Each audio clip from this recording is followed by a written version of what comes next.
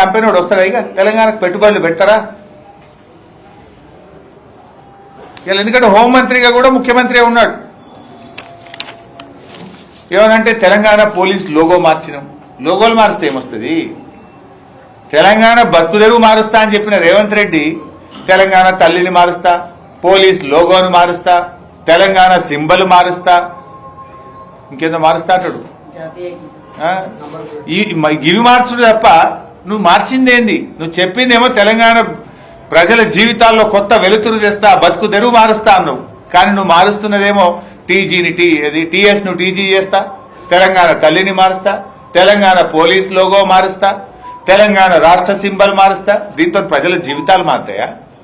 ప్రజల బతుకు తెరువులు మారుస్తా అని చెప్పినావు కదా నువ్వు చేస్తున్నదేంటి?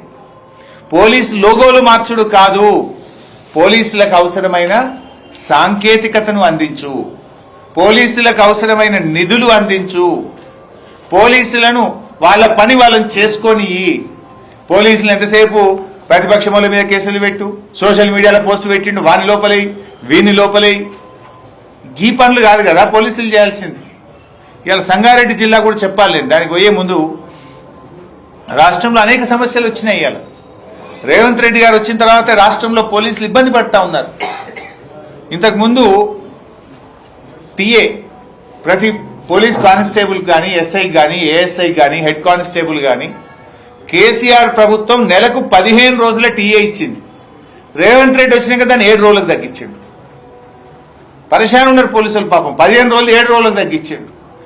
सरेंडर लीव पैसలు 3 किस्तीలు पेंडिंग ఉన్నాయి. संगारेड्डी में कोई कांस्टेबल को पूछो, आप स्टेट में कोई जिला में जाके पूछो,